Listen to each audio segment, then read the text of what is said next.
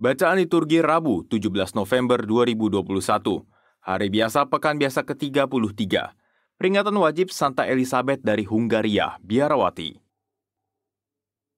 Bacaan dari Kitab Kedua Makabe.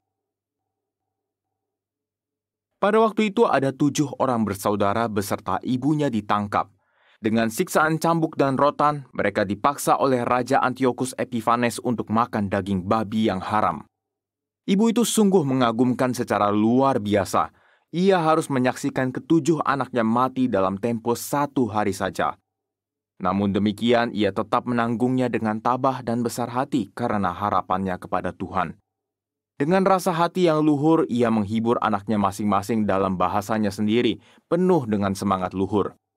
Dengan semangat jantan dikuatkannya tabiat kewanitaannya, lalu berkatalah ia kepada anak-anaknya, "Aku tidak tahu bagaimana kalian muncul dalam kandunganku. Bukan akulah yang memberi kalian nafas dan hidup atau menyusun anggota-anggota badanmu satu persatu, melainkan pencipta alam semestalah yang membentuk kelahiran manusia dan merencanakan kejadian segala sesuatunya. Dengan belas kasih, Tuhan akan memberikan kembali roh dan hidup kepadamu. Justru karena kini kalian memandang dirimu bukan apa-apa demi hukum-hukumnya." Adapun Raja Antiochus mengira bahwa ibu itu menghina dirinya dan ia menganggap bicaranya suatu penistaan. Anak bungsu yang masih hidup tidak hanya dibujuk dengan kata-kata, tetapi raja juga menjanjikan dengan angkat sumpah bahwa si bungsu akan dijadikannya kaya dan bahagia, asal saja ia mau meninggalkan adat istiadat nenek moyangnya. Bahkan ia akan dijadikannya sahabat raja dan kepadanya akan dipercayakan pelbagai jabatan negara. Oleh karena pemuda itu tidak menghiraukannya sama sekali, maka raja memanggil ibunya dan mendesak supaya ia menasihati anaknya demi keselamatan hidupnya. Sesudah lama didesak, barulah ibu itu menyanggupi untuk meyakinkan anaknya. Kemudian ia membungkuk kepada anaknya, lalu dengan mencemoohkan penguasa yang bengis itu, ia berkata dalam bahasanya sendiri, "Anakku, kasihanilah aku yang 9 bulan lamanya mengandungmu dan 3 tahun lamanya menyusui engkau. Aku pun sudah mengasuhmu dan membesarkanmu hingga umurmu sekarang ini dan terus memeliharamu. Aku mendesak ya anakku, tengadahlah ke langit dan ke bumi dan kepada segala sesuatu yang kelihatan di dalamnya. Ketahuilah bahwa Allah menjadikan kesemuanya itu bukan dari barang yang sudah ada. Demikianlah bangsa manusia juga dijadikan. Jangan takut kepada algojo itu. Sebaliknya, hendaklah menyatakan diri sepantas kakak-kakakmu dan terimalah maut itu, supaya aku mendapat kembali engkau bersama kakak-kakakmu di masa belas kasihan kelak." Belum lagi ibu mengakhiri ucapannya, berkatalah pemuda itu, "Kalian menunggu siapa? Aku tidak akan taat kepada penetapan raja. Sebaliknya, aku taat kepada segala ketetapan Taurat yang sudah diberikan oleh Musa kepada nenek moyang kami. Tetapi baginda yang menjadi asal-usul segala malapetaka yang menimpa orang-orang Ibrani pasti tidak akan luput dari tangan Allah." Demikianlah sabda Tuhan, syukur kepada Allah. Pada waktu bangun aku menjadi puas dengan hadirat-Mu ya Tuhan. Pada waktu bangun aku menjadi puas dengan hadirat-Mu ya Tuhan.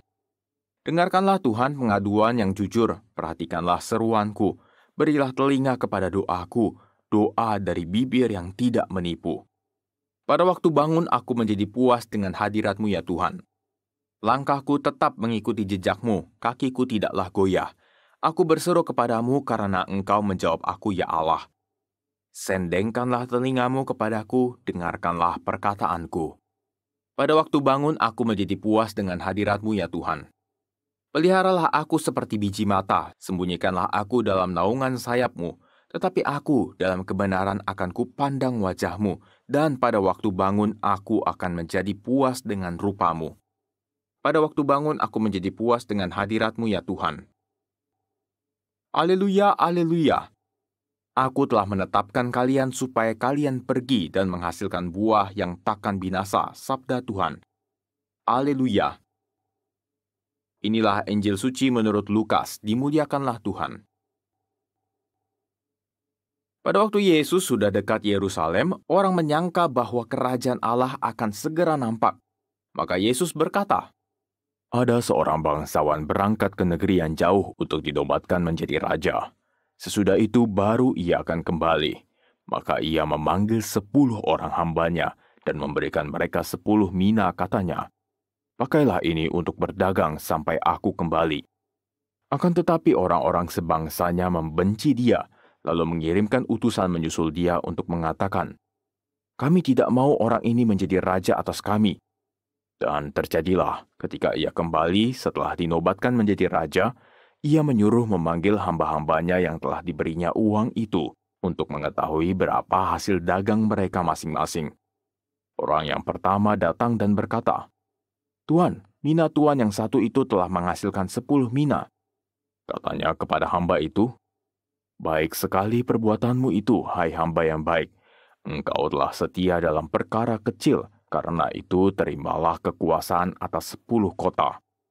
Datanglah yang kedua dan berkata, "Tuan, mina tuan telah menghasilkan 5 mina."